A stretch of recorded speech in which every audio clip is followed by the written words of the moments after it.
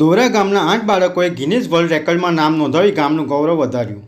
આમોદ તાલુકાના દોરા ગામની 7 તેજસ્વી બાળકીઓ તથા એક બાળક ગિનીઝ વર્લ્ડ રેકોર્ડમાં સ્થાન મેળવી દોરા ગામ તેમજ આમોદ તાલુકા અને સમગ્ર વિસ્તારનું ગૌરવ વધાર્યું હતું.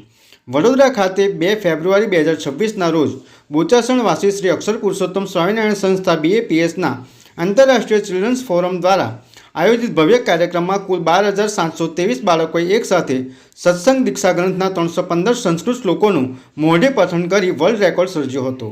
આ ઐતિહાસિક સિદ્ધિમાં દોરા ગામની 7 બાળકીઓ તથા એક બાળકે પણ ઉત્સાહપૂર્વક ભાગ લઈ ગિનીઝ વર્લ્ડ રેકોર્ડમાં પોતાનું નામ નોંધાવ્યું હતું. આ સમાચાર ગામમાં પહોંચતા જ ગ્રામજનોમાં આનંદ અને ગૌરવની લાગણી છવાઈ ગઈ હતી. બાળકોને આ સિદ્ધિ સુધી પહોંચાડવામાં દોરા ગામ સ્થિત BAPS મંદિરના સંચાલક અવંતિકા પટેલ અને અલકાબેન પટેલનું વિશેષ યોગદાન રહ્યું હતું. તેમણે બાળકોને નિયમિત માર્ગદર્શન આપી સત્સંગ દીક્ષાના 315 શ્લોકો કંઠસ્થ કરાવ્યા તેમજ સતત પ્રેરણા અને પ્રોત્સાહન પૂરું પાડ્યું હતું. આ સિદ્ધિ હાંસલ કરનારા બાળકો ધોરણ 3 થી 7માં અભ્યાસ કરે છે. ખાસ કરીને અંગ્રેજી માધ્યમમાં અભ્યાસ કરતી ખુશીબેન, કક્ષાબેન અને આન્વીબેને સંસ્કૃત ભાષાના શ્લોકો અત્યંત આત્મવિશ્વાસ અને શુદ્ધ ઉચ્ચારણ સાથે કડકડાટ બોલી સૌને આશ્ચર્યચકિત કરી દીધા હતા. તેમની પ્રતિભા અને મહેનતની સૌએ પ્રશંસા કરી હતી. દોરા ગામના બાળકોની આ અનોખી ઉપલબ્ધિ બદલ ગામના આગેવાનો, વાલીઓ, શિક્ષકો તેમજ BAPS સંસ્થાના કાર્યકરોએ તેમને અભિનંદન પાઠવી ઉજ્જવળ ભવિષ્ય માટે શુભકામનાઓ પાઠવી હતી. સમગ્ર ગામમાં ખુશીનો માહોલ જોવા મળ્યો હતો. દોરા ગામની ખુશી પટેલ ધોરણ 6, કાવ્યા પટેલ ધોરણ 7, કક્ષા પટેલ ધોરણ 3, આન્વી પટેલ ધોરણ 6, આરોહી પટેલ ધોરણ 6, તુલસી પટેલ ધોરણ 7, પ્રાર્થના પટેલ ધોરણ 6 તથા ધ્યેય પટેલ ધોરણ 3 નામના બાળકનું નામ પણ અનોખી સિદ્ધિ બદલ ગિનીઝ વર્લ્ડ રેકોર્ડમાં નોંધાવવા પામ્યું હતું.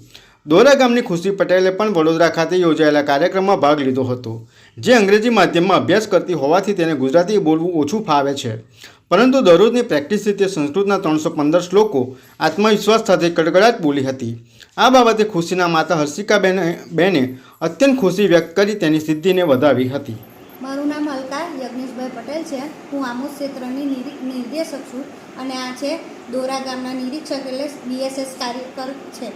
તે આ બધી બાલિકાઓને અમારા ગામમાં દોરામાં 7 બાલિકા હતી. તે 7 બાલિકાઓને એમને સત્સંગ દીક્ષા ગ્રંથ મોડે કરાવ્યો. પોતાના ઘરે બોલાવીને રાત્રે પણ એ બોલાવતા હતા અને એમને બહુ ચિંતા હતી કે નહીં થાય ને તે પણ આ છોકરીઓ એને પાર પાડી આપ્યું છે.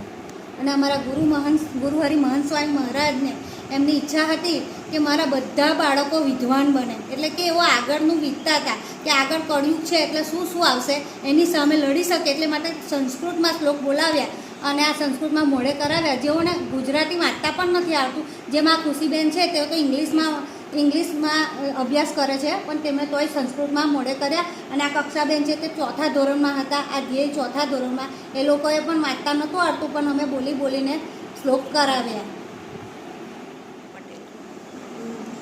આમોદ ક્ષેત્રમાં BSS કાર્યકર છું.